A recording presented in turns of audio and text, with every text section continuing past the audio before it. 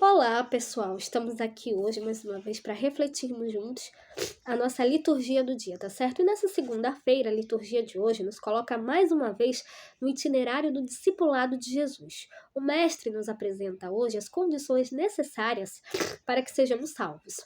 A riqueza é força contrária que nos afasta do reino de Jesus. Um coração desapegado nos aproxima de Deus. Então, que nós possamos celebrar com piedade e retidão. Então, a primeira leitura está em 1 Pedro, capítulo 1, versículo 3 a 9. 1 Pedro, capítulo 1, versículo 3 a 9.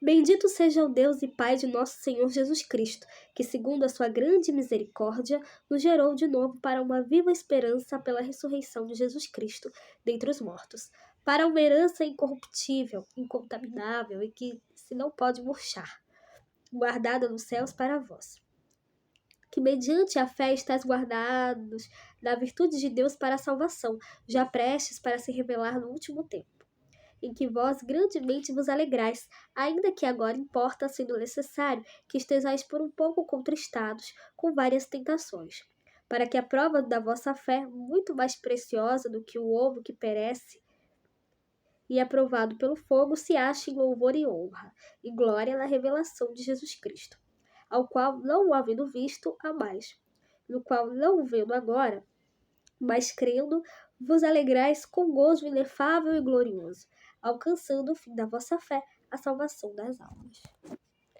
Então, a leitura de hoje, a primeira leitura, trecho inicial da primeira carta de São Pedro, reafirma em uma comunidade em crise a raiz de nossa esperança. Então, o Evangelho resume, que a gente possa, realmente, falar do Evangelho daqui a pouco, o Evangelho de São Marcos, então que nós possamos sempre, cada vez mais, depositar a nossa fé em Deus, depositar a nossa fé em Jesus, que a gente sempre possa dar testemunho da sua palavra e que nós possamos anunciar a boa nova do Evangelho a todos. E agora, falando do Evangelho, hoje ele está em Marcos, capítulo 10, versículo 17 a 27. Marcos, capítulo 10, versículo 17 a 27. Naquele tempo, quando Jesus saiu a caminhar, correu para ele um homem, o qual se ajoelhou diante dele e lhe perguntou: Bom mestre, que farei para herdar a vida eterna? E Jesus lhe disse: Por que me chamas bom? Ninguém há bom senão um, que é Deus. Tu sabes os mandamentos: não adulterarás, não matarás, não furtarás, não dirás falsos testemunhos, não desfraudarás alguém, honra o teu pai e a tua mãe. Ele, porém, respondendo, lhe disse: Mestre, tudo isso guardei desde a minha mocidade. E Jesus, olhando para ele, o amou e lhe disse: Falta-te uma coisa. Vai, vende tudo quanto tens e dá aos pobres, e terás um tesouro no céu. E vem e segue-me. Mas ele, pesaroso desta palavra, retirou-se triste, porque possuía muitas propriedades. Então Jesus, olhando em redor, disse aos seus discípulos: Quão dificilmente entrarão no reino dos céus os que têm riquezas. E os discípulos se admiraram destas suas palavras. Mas Jesus, tornando a falar, disse-lhes: Filhos, quão difícil é para os que confiam nas riquezas entrar no reino de Deus. É mais fácil passar um camelo pelo fundo de uma agulha do que entrar um rico no reino de Deus. E eles se admiraram ainda mais, dizendo entre si: Quem poderá, pois, salvar-se? Jesus, porém, olhando para eles, disse: Para os homens é impossível, mas não para Deus, porque para Deus todas as coisas são possíveis.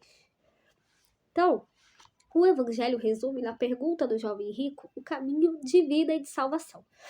Ele pergunta: Mestre, o que devo fazer para ganhar a vida eterna? O primeiro passo para seguir a Jesus é observar os mandamentos, caminho de vida e santidade. O jovem rico já fazia isso desde a sua infância. Então o Senhor pede dele ainda mais: Vai, vende tudo o que tens e dá aos pobres, e segue-me. O verdadeiro e profundo seguimento a Jesus requer do discípulo o desapego e o desprendimento. Em seu caminho de fé, aquele jovem rico ainda necessitava ainda necessitava da graça dessa conversão.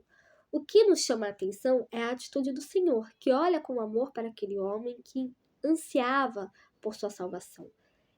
Então, é o mesmo olhar que Jesus dirige a nós hoje. Com um olhar amoroso, ele nos chama a segui-lo no solícito desapego e na confiança de que ele é o bem maior e único, tá certo?